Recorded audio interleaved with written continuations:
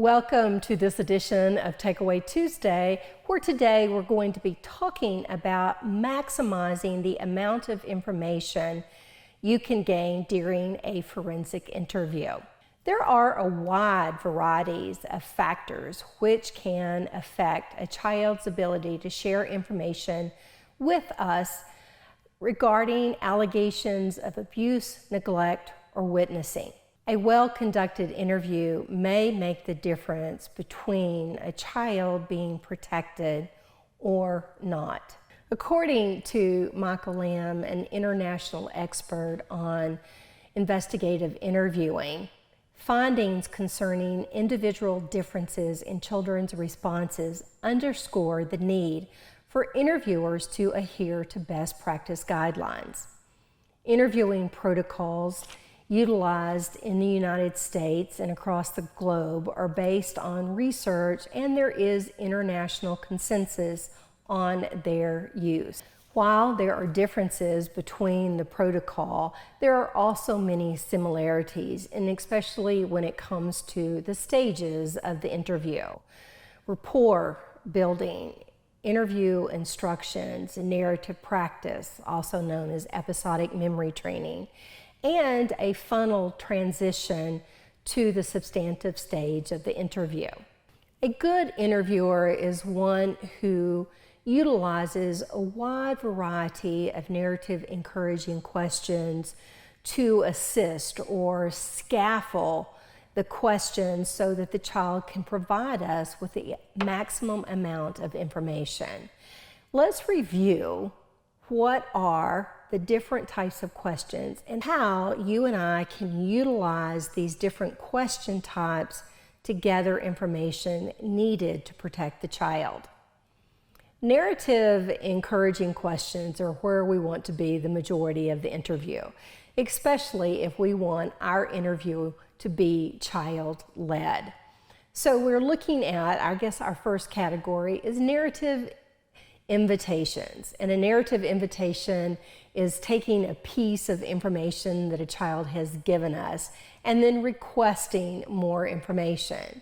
And we use different questioning stems such as, talk to me about that, help me understand, explain, describe. And we're looking for the child to provide additional detail.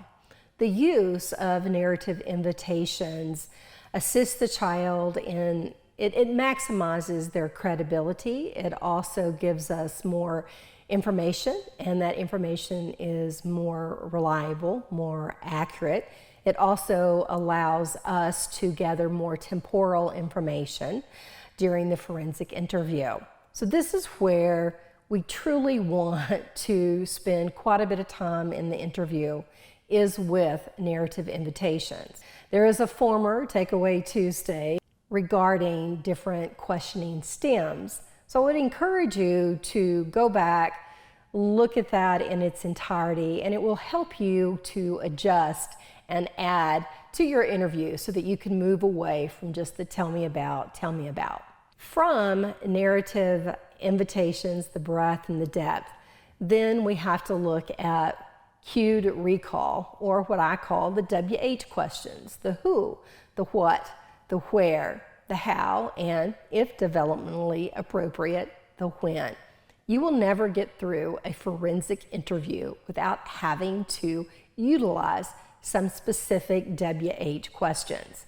Children are not at all used to giving us the type of detail that we need during the interview, and they leave information out. So we have to come back and we have to ask these specific questions. Thinking about, though, that when you and I ask a specific question, we're looking for a specific piece of information, and what the child generally provides is one or two words or a very short response. We want to then follow up that short response with a request for additional narrative. So we pair that WH with a request for additional narrative. So we go back to that narrative invitation or the breadth or the depth question, just to allow the child to give us a broader understanding of their experiences. After we think about those WH questions, then we have to look at more specific questions. Those generally include yes-no questions. Yes-no questions are what I like to think of as screening questions, that their use is very judicious. We don't use those very often, but let's say, go back to our child and who is alleging maltreatment by her father is talking to us, and maybe everything to date has been said about what's happened in the bedroom, but we need to check, has the abuse or the maltreatment occurred somewhere else? So we might say, you've told me about being molested and you've talked about being in the bedroom. Has there ever been a time that something has happened outside of the bedroom? So yes, no. If the child responds in the affirmative, yes, then we would follow up with, talk to me about or help me understand other things happening outside of the bedroom. And then again, so we paired that very direct yes, no with a request for additional information. There is one other type of specific question called a forced choice. Often multiple choice is how we think about it, and where we give two options or something else. And there is some information now that relays to you and I as interviewers that many children do not take that or something else option. So if you're thinking, let me ask, did it happen in the bedroom, the bathroom, or somewhere else? Change that to a specific WH question. Where did this happen? Allow the child to answer, and then again pair to get some additional information. If you will utilize these questions, and again thinking about narrative encouraging questions with judicious use of the WH and the yes no, then you will maximize the amount of information that you gain during the interview. If you'd like more information, please check out calio.org. Also look at the NCAC Virtual Training Center for different webinars and seminars that have been recorded with experts in the field. And as always, if you have any questions or comments, please email me at the link below. Thanks and have a great day.